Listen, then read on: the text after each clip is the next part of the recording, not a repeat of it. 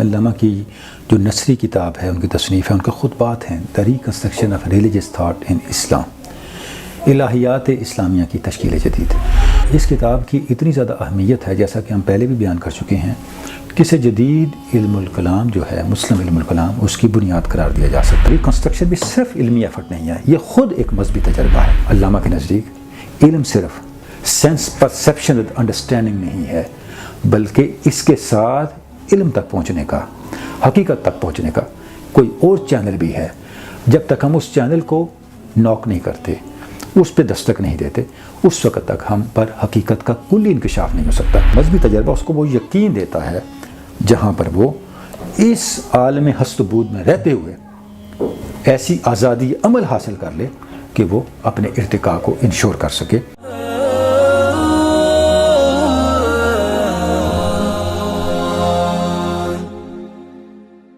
بسم اللہ الرحمن الرحیم۔ علامہ اقبال کی فکر کو سمجھنے کے لیے اور علامہ اقبال کی تعلیمات کو سمجھنے کے لیے ان کی شاعری، ان کی نثری تحریریں، ظاہر سبھی کی اپنی اپنی اہمیت ہے، اور ہم پچھلی کئی نشستوں سے گفتگو کرتے چلے آ رہے ہیں۔ علامہ کی جو نثری کتاب ہے، ان کی تصنیف ہے، ان کے خطبات ہیں، the reconstruction of religious thought in اسلام،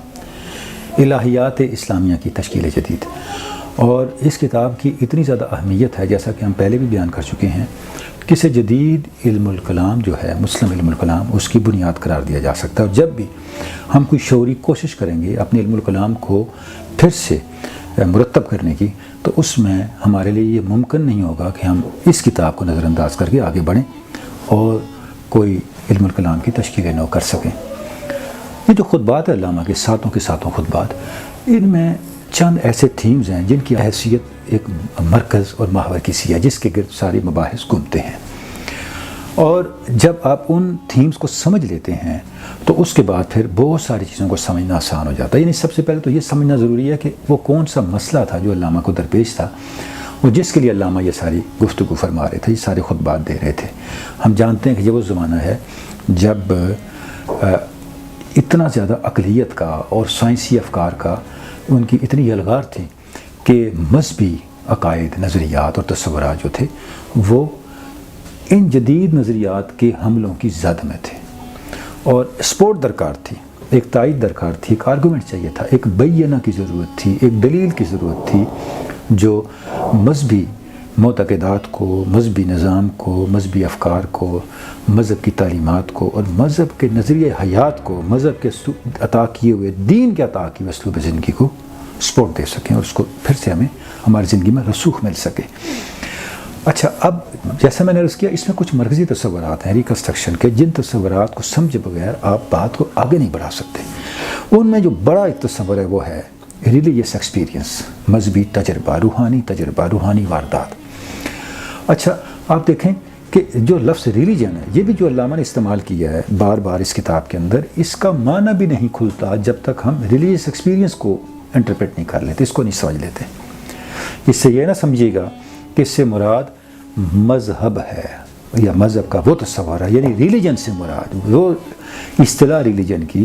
جو علامہ نے اس کتاب میں اپنے خطبات میں استعمال کی ہے، اس سے قطعاً بھی مذہب کا وہ عنوان مراد نہیں ہے، وہ تصور مراد نہیں ہے جو ہم عام طور پہ اپنے ڈے ٹو ڈے علمی مباحث میں اس سے مراد لیتے ہیں۔ پھر علامہ نے یہ لفظ اپنے خاص مفہوم کے ابلاغ کے لیے کیوں استعمال کیا، اس کی وضاحت خود ریکنسٹرکشن کے اندر 7ویں خطبے میں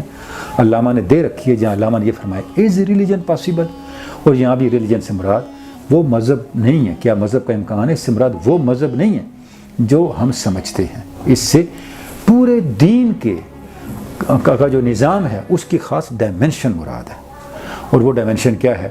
ظاہر ہے وہ تب کھلتی ہے جب ہم اس اصطلاح کو سمجھ لیتے ہیں کہ ریلیجیس ایکسپیرینس کیا ہے، مذہبی تجربہ اور مذہبی واردات یا روحانی واردات کیا ہے۔ اچھا، جب آپ اس ٹرم کو دیکھتے ہیں ریکنسٹرکشن کی روشنی میں،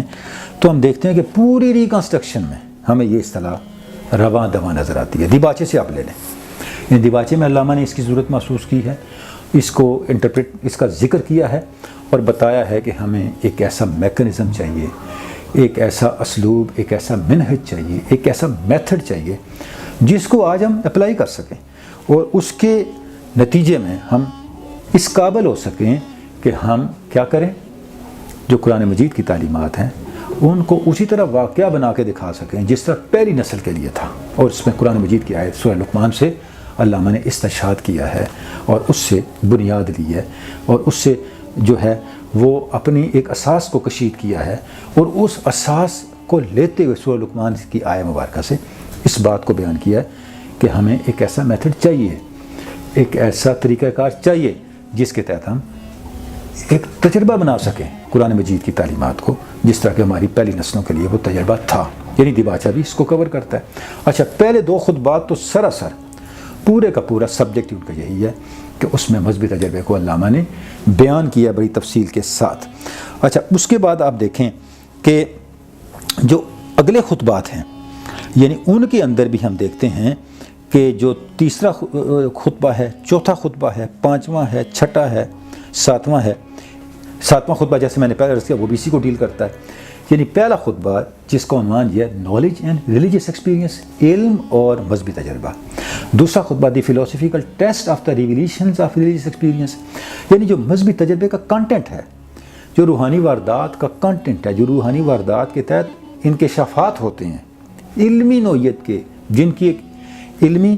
ایک ورتھ ہے, علمی قدر و قیمت ہے, ان کی کوگنیٹو ویلیو ہے, ان کی علمی قدر و قیمت ہے.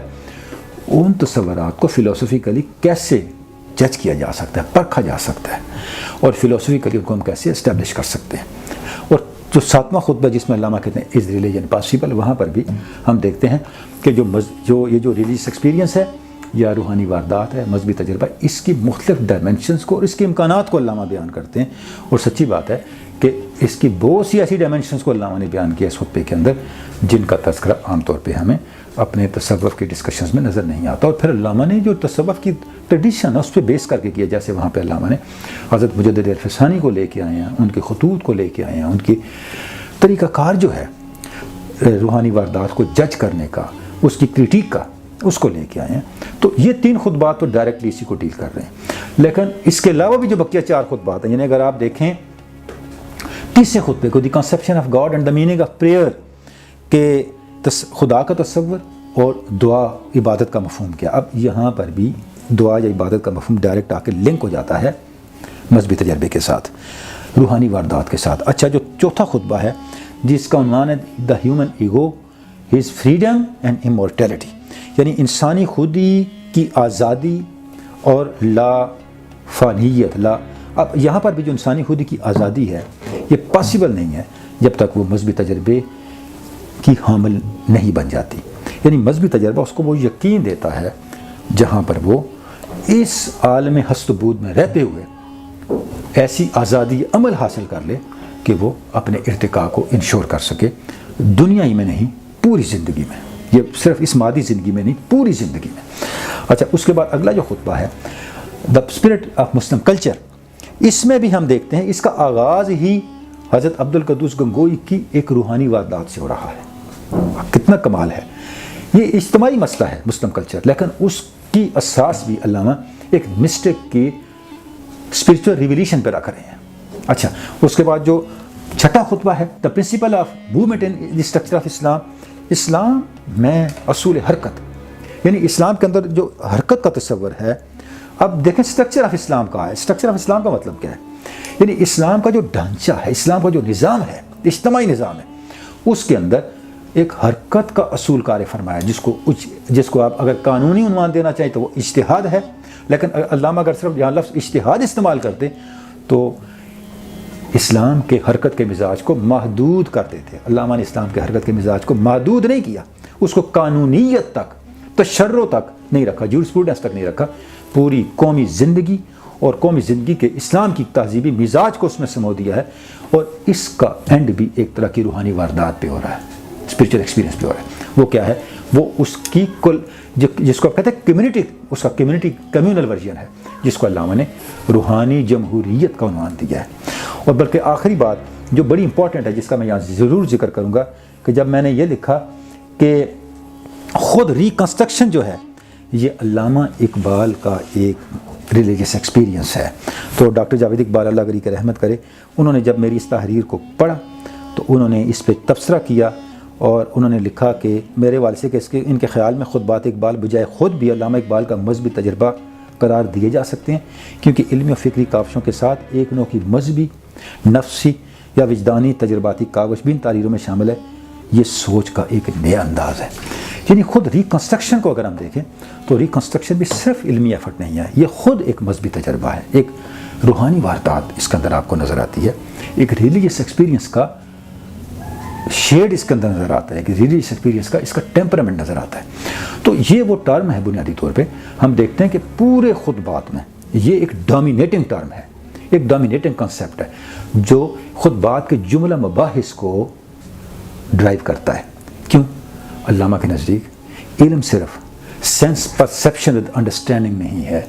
بلکہ اس کے ساتھ علم تک پہنچنے کا، حقیقت تک پہنچنے کا کوئی اور چینل بھی ہے۔ جب تک ہم اس چینل کو نوک نہیں کرتے، اس پہ دستک نہیں دیتے، اس وقت تک ہم پر حقیقت کا کلی انکشاف نہیں ہو سکتا، اور وہ چینل جو ہے وہ گزرتا ہے مذہبی تجربے کی شاہراہ سے۔